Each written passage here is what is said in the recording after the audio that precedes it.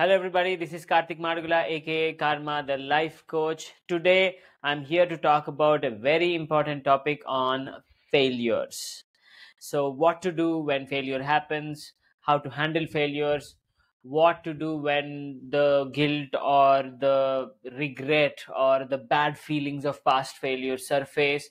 So, let's talk everything about failure and success towards the end in this video as well, but primarily more about failure. So, how to deal with failure and move forward in life. That's the topic for today's discussion. As usual, let's go ahead, to mention all the questions that I have received on this topic, and then we will go step by step on these questions. So, the first question that I have is, how should we define a failure? How to even say something has failed? Okay, how to even identify something as a failure? As fundamental as that, because sometimes people do a mistake in identifying what is a failure. Next question, why does failure hurt so much? Very important question. Why does a failure happen? What is the science behind failure? Like, why does one end up failing? What should be the attitude towards failure? So, if you fail, what should be the attitude towards that failure? What is the spiritual meaning behind failures? Is failure predestined? Wow, that's an amazing question. It's very important to know the answer to this question, because it haunts a lot of people for sure, and many feel bad in a certain way that it is their fate or something like that. So it's very important to address this for sure. Types of failure, how to avoid failure, or should failure even be avoided? Very important question. What to do when I fail? Okay. How to overcome the painful feelings of past failures? How to avoid the anxiety of failing in the future or present? How not to fall into depression upon failing? How to maximize my chances of success in life? And the bonus question that I'm going to answer today is, who is the single greatest enemy of failure and the single greatest friend of success? So let's get started with today's podcast, dealing with the first question that we have in this list. How should you even define a failure? So, failure basically is the non-materialization of the intended objective that we started with. So let us say you started with some objective that you want to create that much of finance for yourself, that much of saving, or you want to create, you wanted to get that hike, that promotion, or you wanted to finish that project in this timeline, or you did not want to indulge in a certain bad habit. So we always have many intentions in life that we want to materialize. So failure basically means the inability or the non-materialization of the intended objective even upon trying.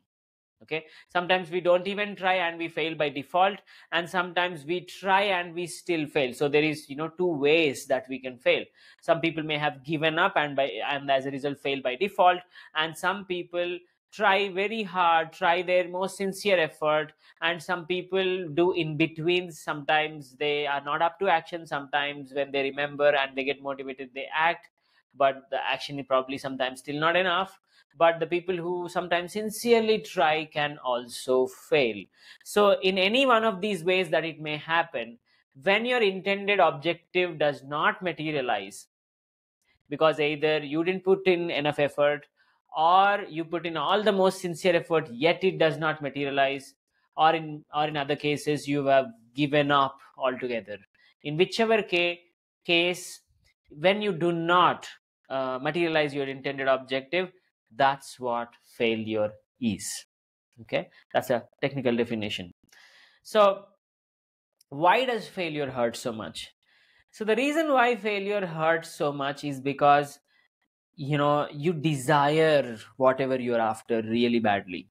Okay, when you desire it really badly and you have all hopes for it and you try very hard, or you desire it so much but you feel that you are not worthy of it, or you're not cool enough for it, or nobody would help you succeed, or any kind of that perspective, and you don't even put in that effort.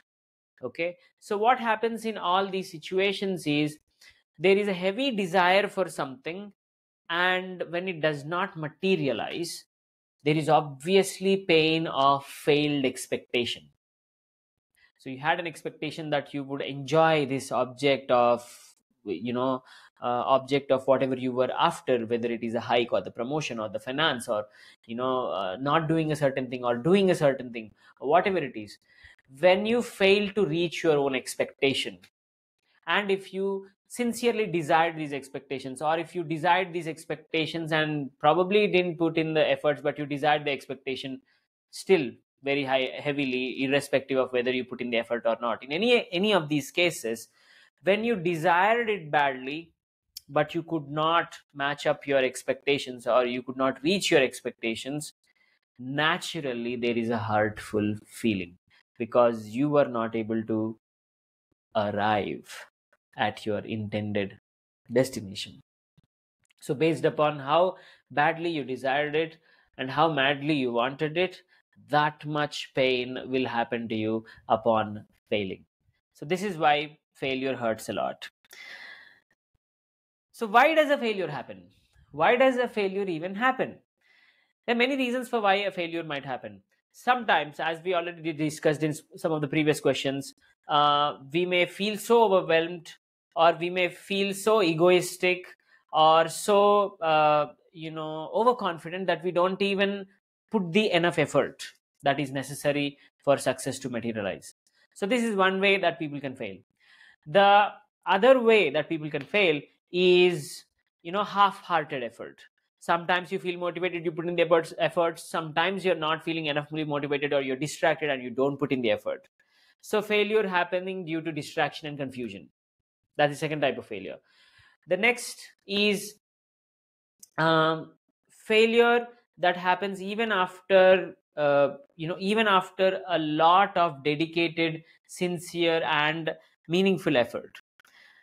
So in this case, why failure happens is because even after dedicated effort, if you were not perceptive of the core truth of the object you're trying to pursue. What does this mean? Let us say you wanted to create a couple of lakhs of saving. Let's say you wanted to create 5 lakhs worth of savings in your bank account. So you were trying to put in all the sincere effort and everything of that sort, but you did not grab the truth about sudden expenses. So you were making enough effort to put penny and penny together, but you did not account for sudden large expenses, like it could be a healthcare expense, it could be something else, or whatever that is. So when you were doing this whole savings exercise, and if you did not plan for unexpected visitors, then you are off your plan.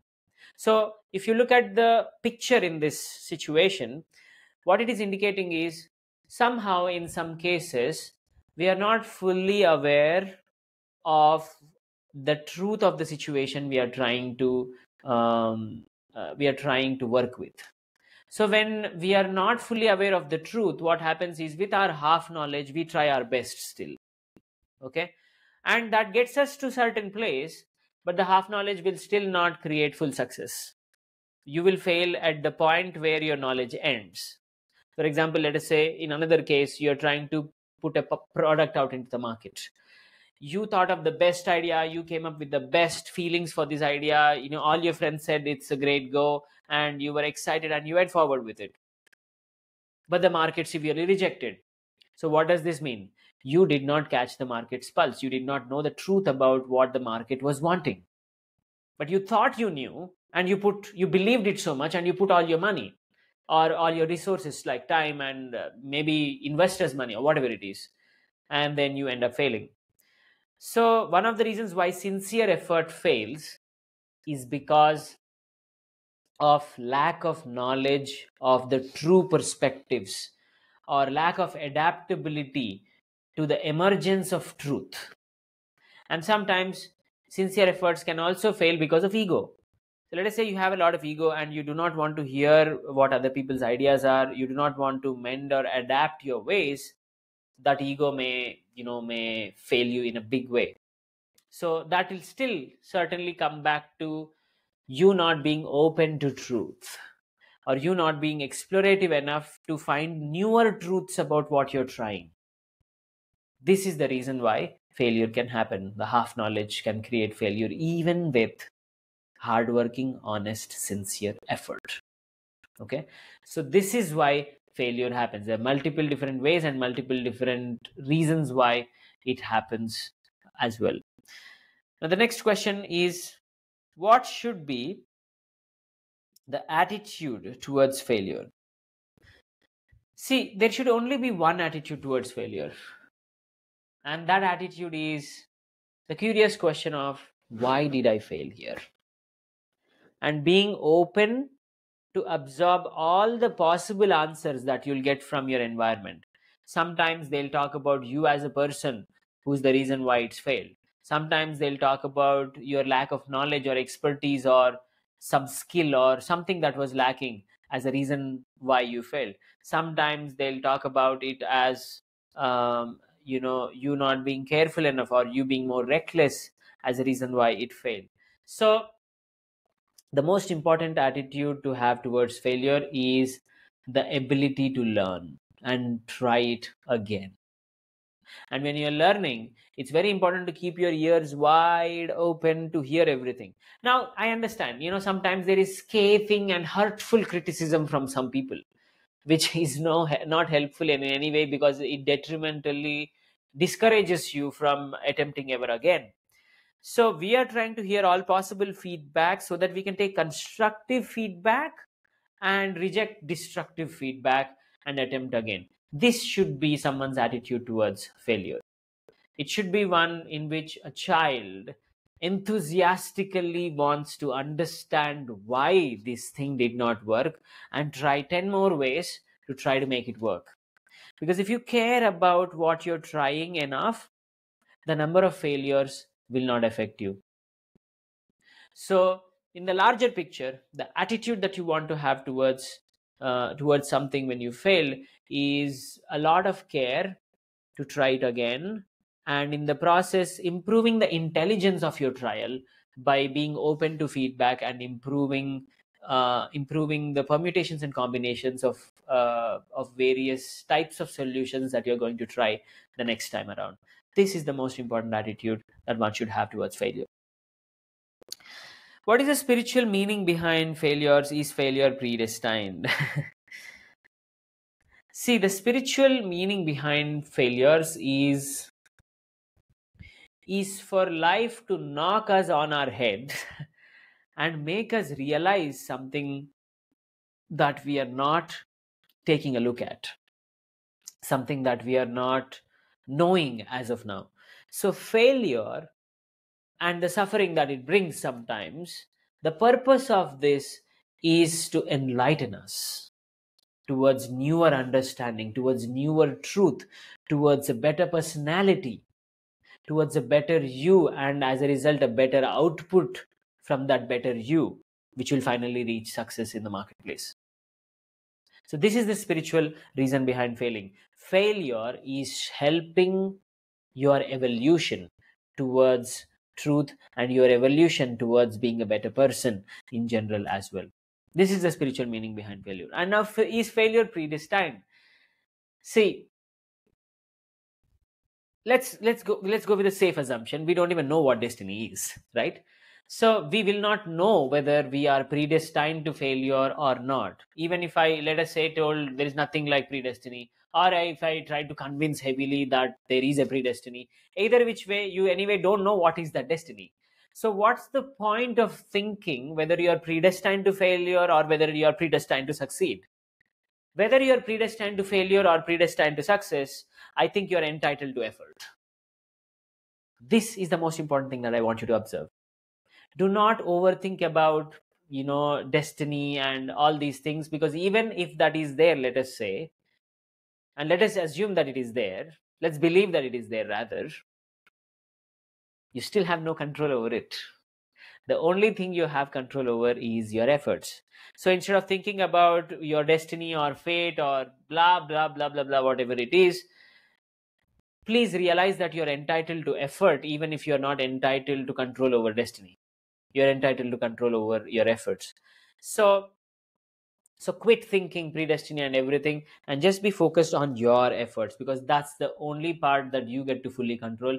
Rest outcome is definitely not in our hands. You may do all your efforts, you worked really hard, you put everything together, and you've had the best pitch or the best interview and all of the things that worked well. You got the offer letter or you got the contract, you're about to begin work, money is about to be debited or salary is about to be received, and then Putin announces world war. So the entire economy tanks and you're lost now. Okay.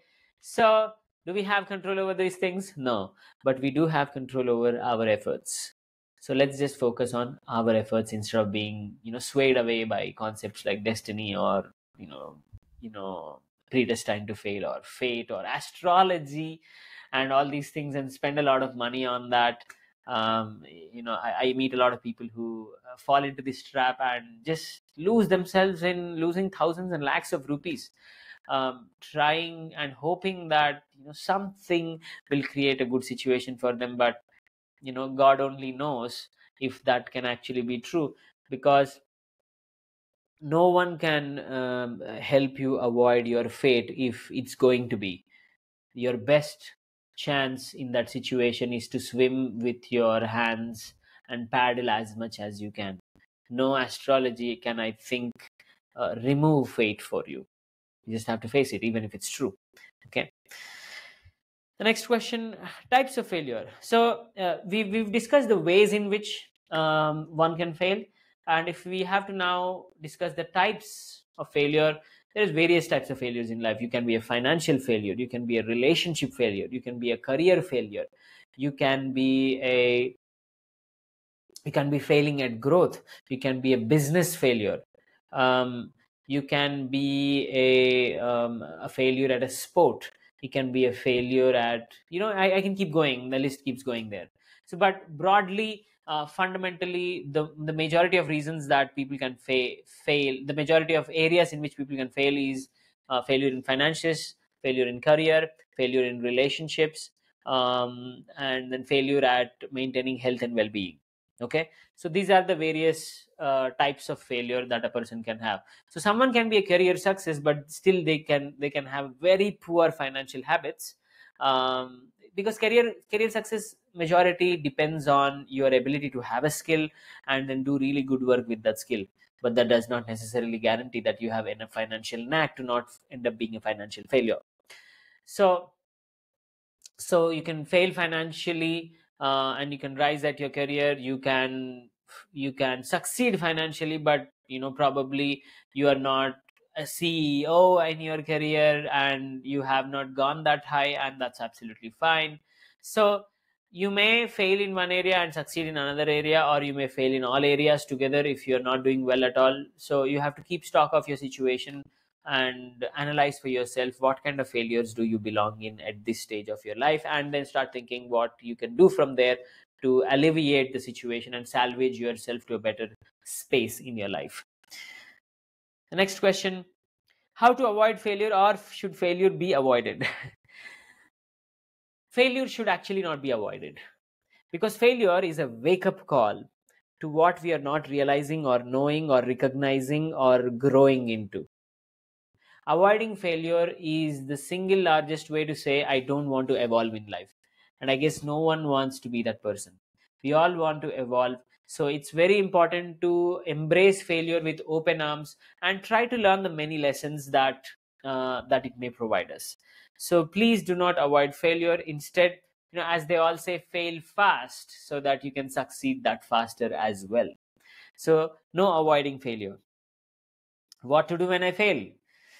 I think the first thing you should do is go out and have some fun, go for a party, enjoy, chill, relax a little bit. That's the first thing you should do. Now, once you're relaxed, then it's a time to start thinking what caused this failure. Okay. Now, one thing that you should not do when you fail is self-beating. Self-beating does not improve the knowledge to avoid the failure next time. So, as we already said, failure is an opportunity to realize what we don't know.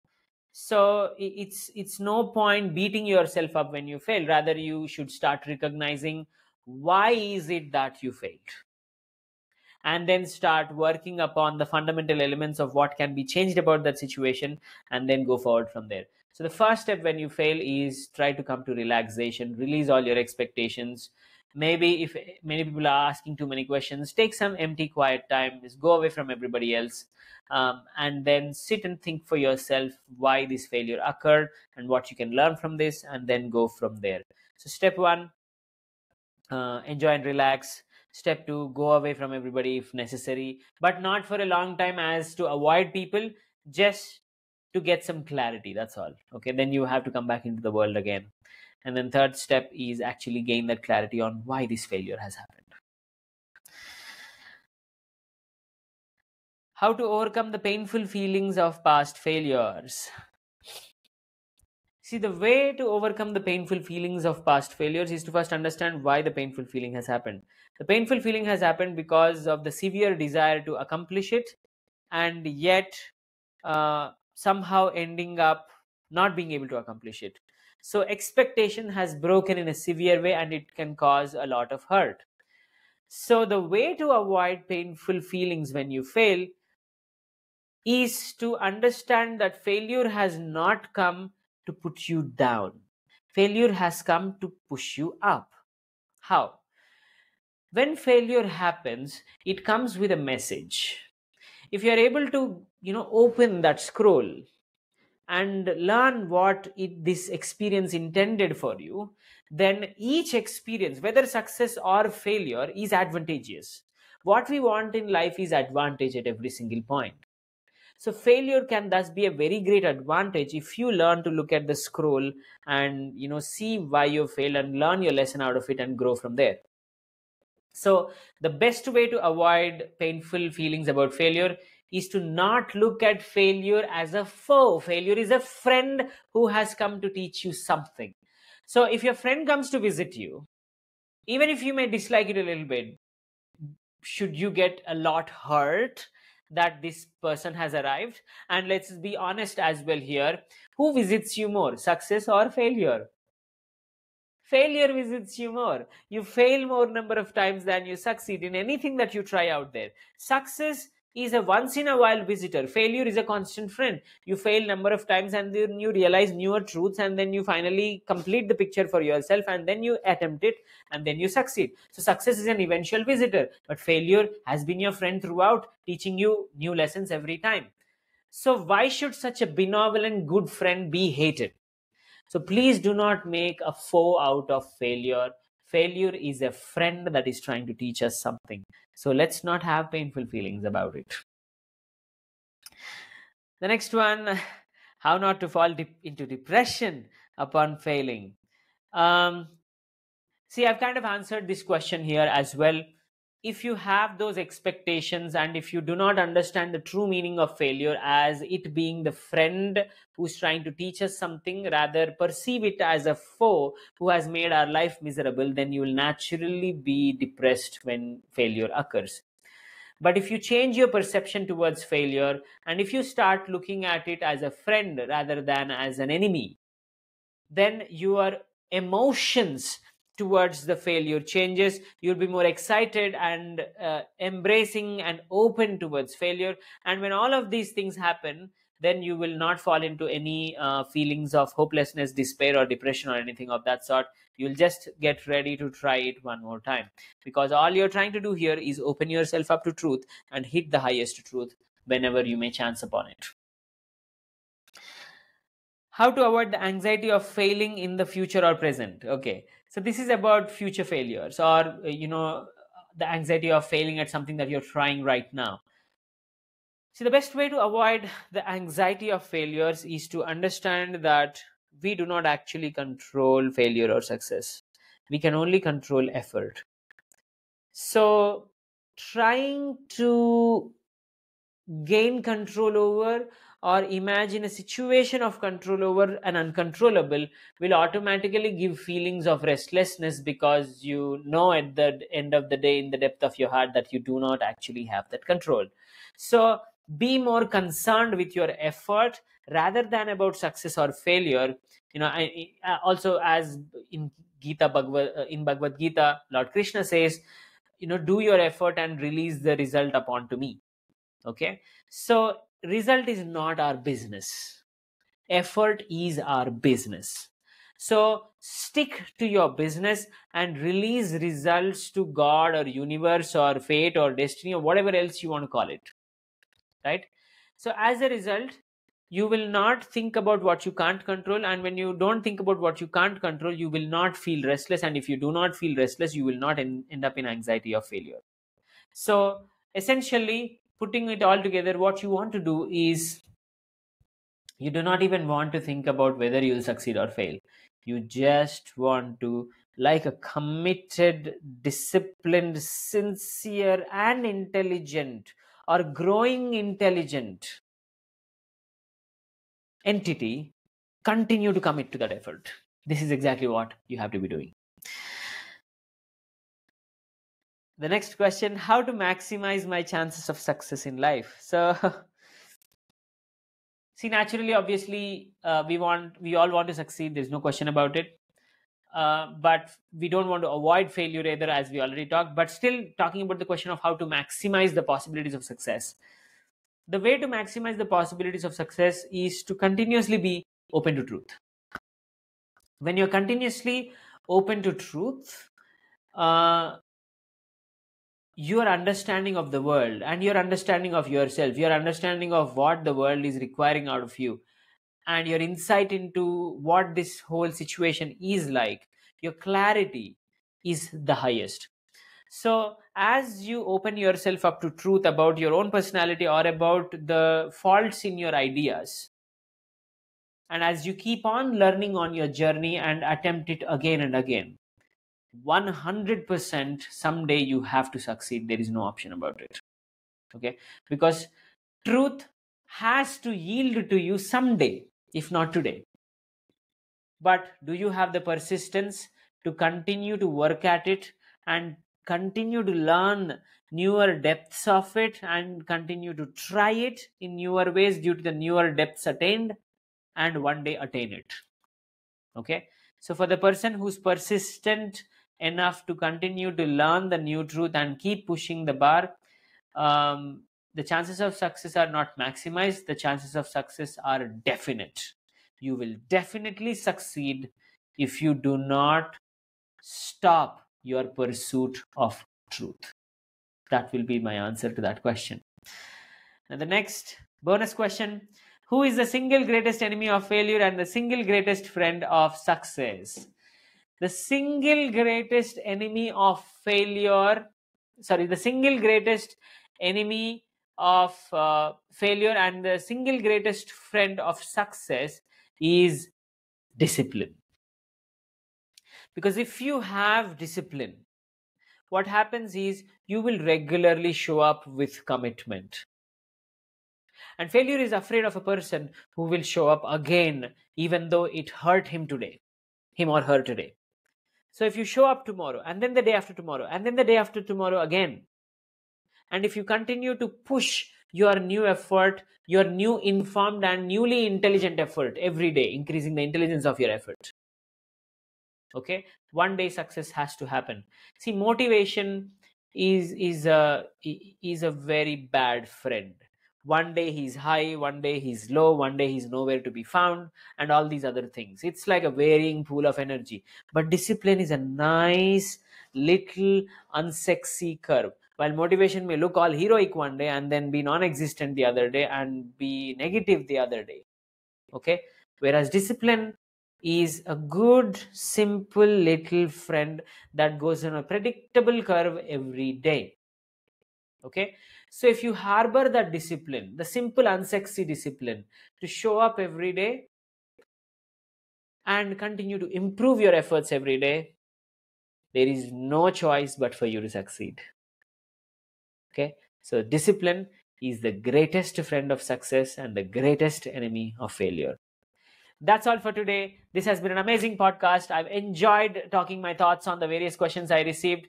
Please continue to send me more questions on various topics. If you want me to cover a particular topic, please send me a message or let me know in the comments. And go ahead and comment in the comment section what is your most important learning from this video, so that everyone else can also benefit from your understanding, your learning, and your perspective, and your intelligence and wisdom as well. Thank you so much for watching until here. And as I sign off, please remember, if you own your day every day,